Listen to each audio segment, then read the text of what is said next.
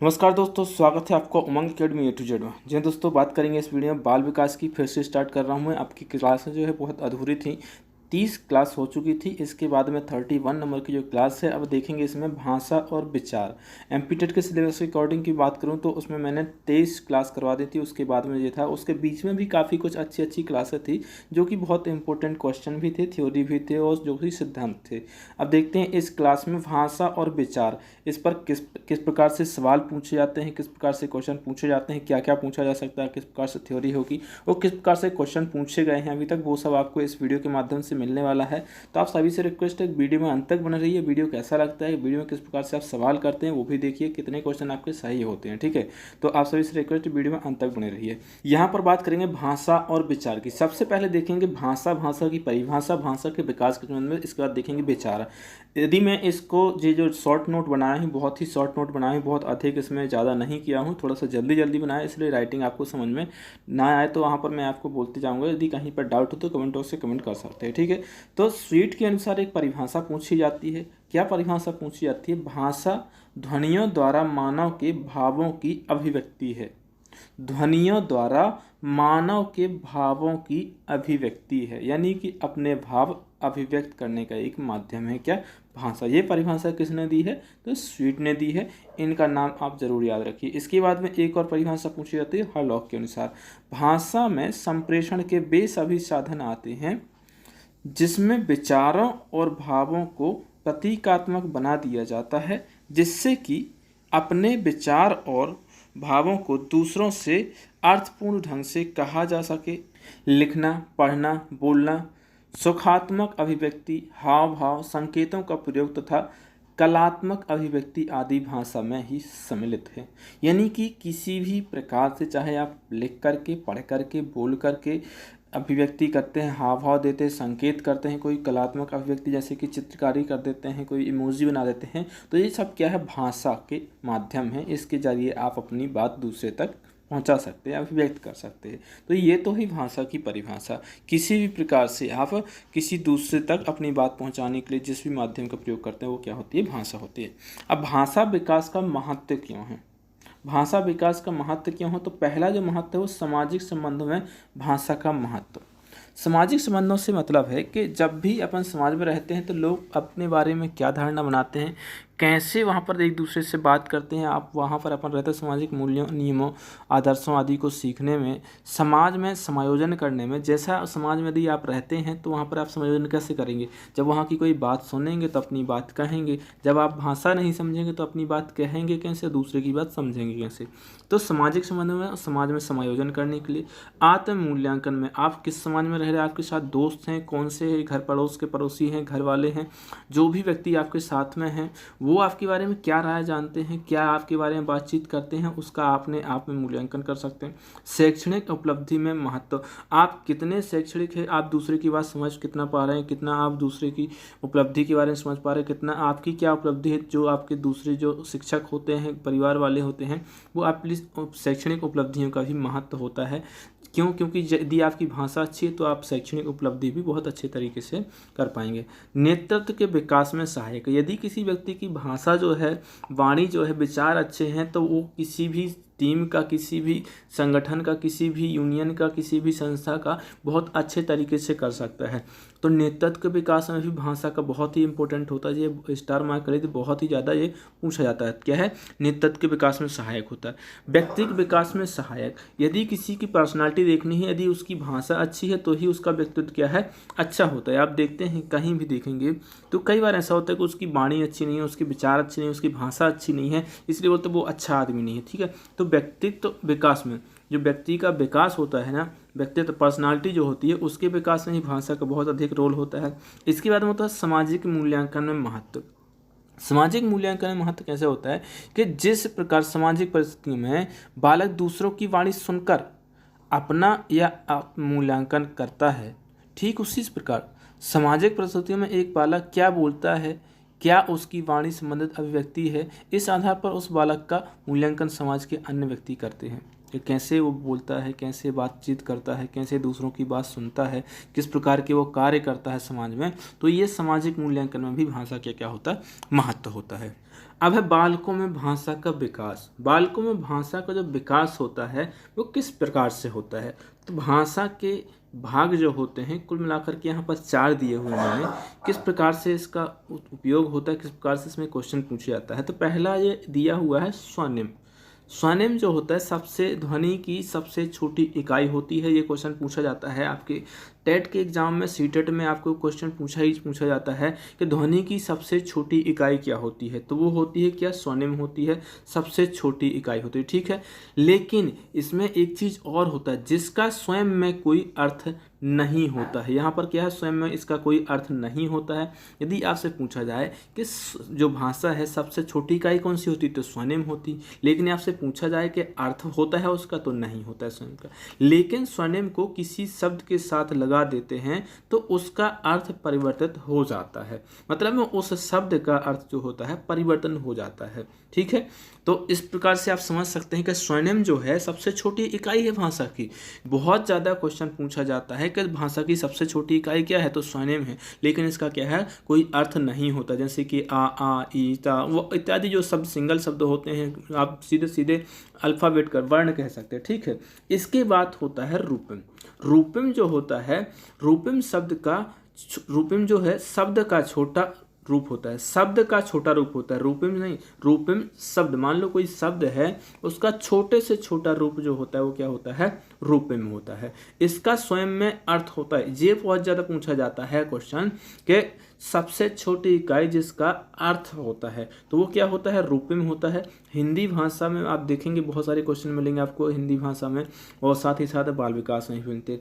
आना, तबला, आँख, इस प्रकार से जब बच्चा क्या होता है, छोटा होता है, वो वाक्य विन्यास नहीं जानता है तो एक एक शब्द बोलता है। जैसे माँ बोल दिया, पापा बोल दिया, लोटा बोल दिया, गाना बोल दिया, आना, तबला, आँख, मतलब एक एक शब्द बोलता है, वो क्या है, वाक्य नहीं बोलता पूरा। ठीक है, तो ये स्टार्टिंग में जब तक वो वाक्य विन्यास नहीं सीखता है तब तक क्या करता है, वो रूपम शब्द बोलता है, जो कि क्या होता है, उसका एक निश्चित अर्थ होता है। जैसे कि उसने आना बोला तो आना मतलब एक उसका निश्चित अर्थ है। आना मतलब कहीं से आप आ रहे हैं, कोई भी आ रहा है, लेकिन यहाँ पर पूरा शब्द नहीं दिया है, पूरा वाक्य नहीं दिया है, इसीलिए इसका पूरा रूप से अर्थ नहीं है। लेकिन इस जो शब्द है इसका तो पूरा अर्थ है, इसका भी पूरा अर्थ है, आँख का भी पूरा अर्थ है। तो जो क्या है, पूरा निश्चित सोच सबसे छोटी इकाई जिसका अर्थ होता है तो वो क्या होता है, रूपम होता है। ठीक है, इसके बाद में होता है वाक्य विन्यास। वाक्य विन्यास क्या है, भाषा का नियम, कर्ता, क्रिया इत्यादि का उचित स्थान पर प्रयोग। वाक्य विन्यास क्या होता है कि जो आपकी भाषा होती है उसमें ग्रामर होता है। कोई सा भी वाक्य आप बना रहे हैं तो उसमें कहाँ पर कर्ता है, कहाँ पर क्रिया है, कहाँ पर उसको रखना है, इन सब की जानकारी आपको होना जरूरी है। तो इसी को बोला जाता है वाक्य विन्यास।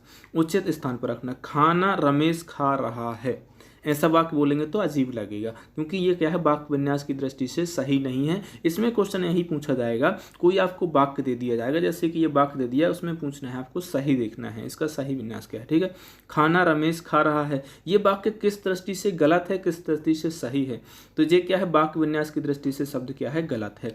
इसी शब्द को देखेंगे, वाक्य को, रमेश खाना खा रहा है, तो जो वाक्य विन्यास की दृष्टि से ये क्या है, शब्द सही है। तो ये इस प्रकार से क्वेश्चन पूछा जाता है।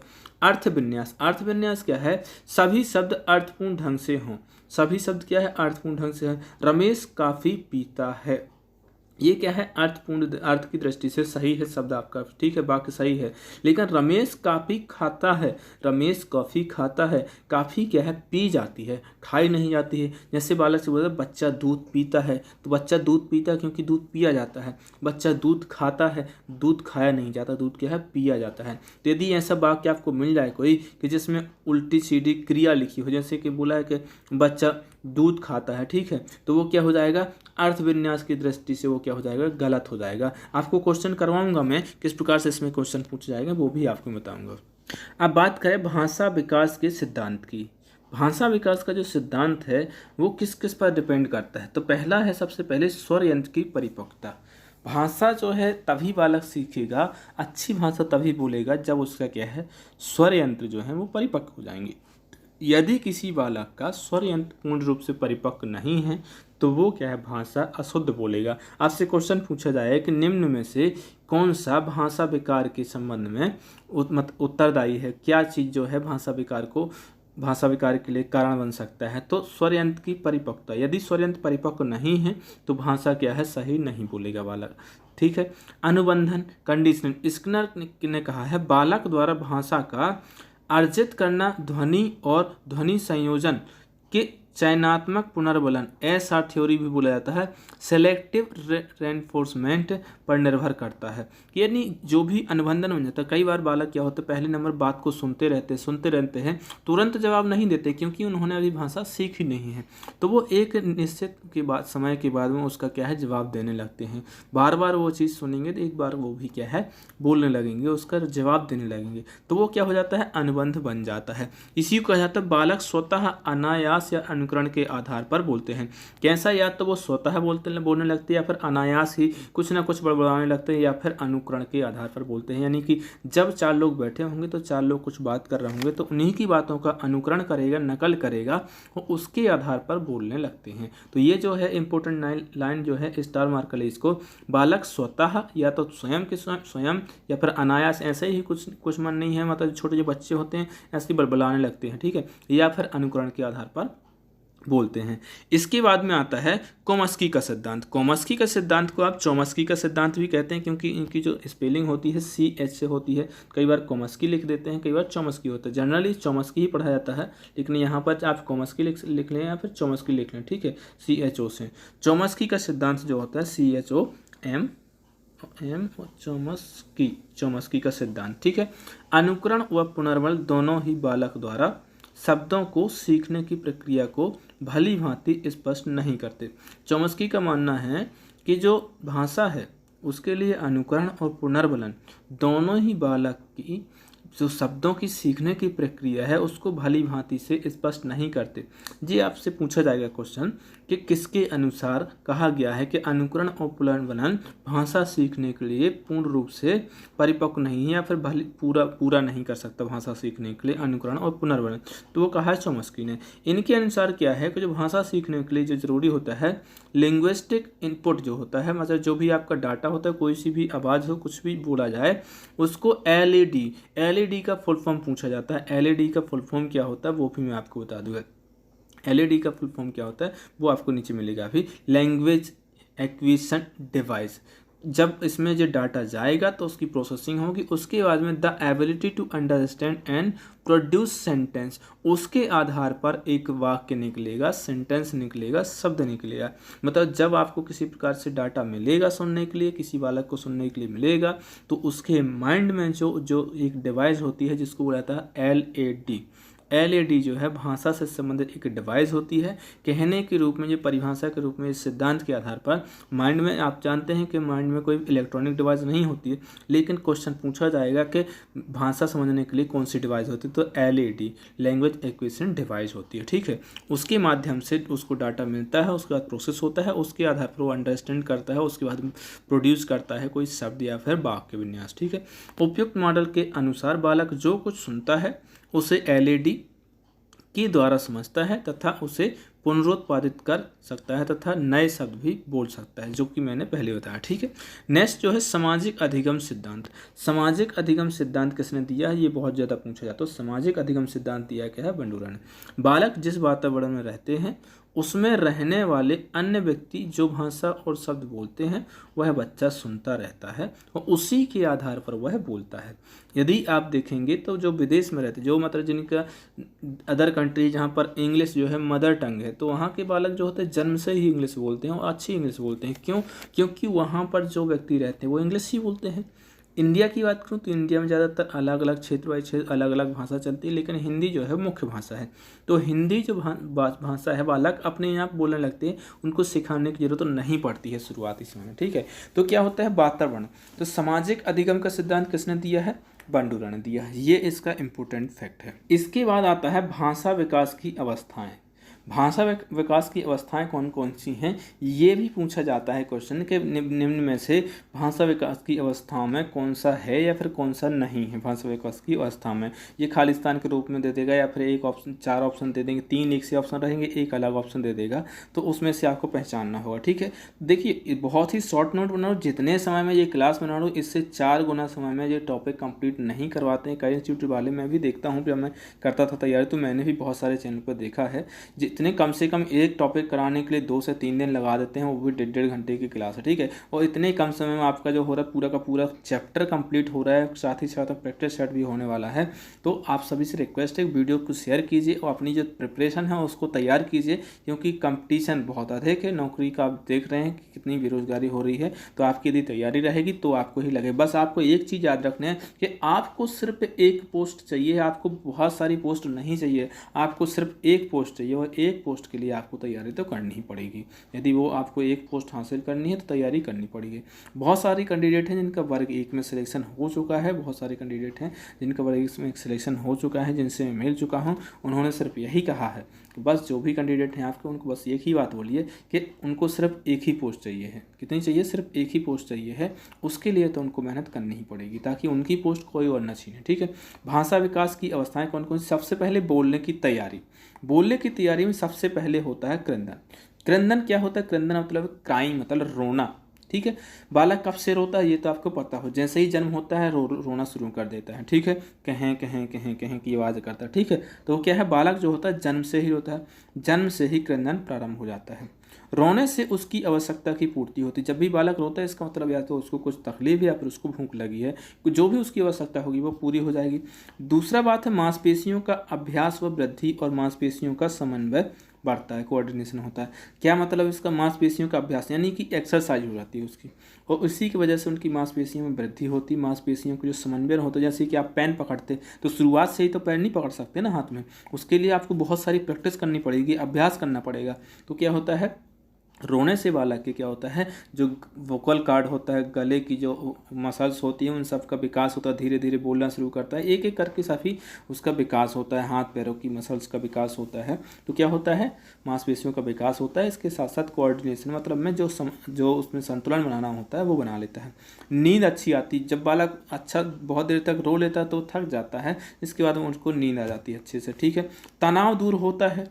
क्या होता है? तनाव। कई बार देखा होगा आपने कि बहुत टेंशन में तो रो लेता है व्यक्ति, तो क्या हो जाता है, यदि बड़े अभी आज की उम्र में भी यदि बहुत ज़्यादा तनाव रहता है, स्ट्रेस रहता है, कुछ प्रॉब्लम्स हो गई है तो रोते हैं लोग। ठीक है, तो रोने के बाद उसका तनाव कम हो जाता है। ठीक है, तो वही बात बच्चों में भी लागू होती है, उसका तनाव क्या हो जाता है, दूर हो जाती है। भूख लगती है, बालक रोएगा, जैसे ही कि अभी आप काम करोगे तो भूख लगी, यदि काम नहीं करोगे तो दिन भर लेटे रहोगे या फिर बसरे रहोगे तो उसमें आपको भूख कम लगेगी। ठीक है, तो उसी प्रकार से बालक यदि बालक जो शुरुआत में होते हैं वो रोते हैं, जैसे रोने से ही उनका तो पाचन क्रिया होती है ना, तो उनका क्या है, भूख भी लगती है।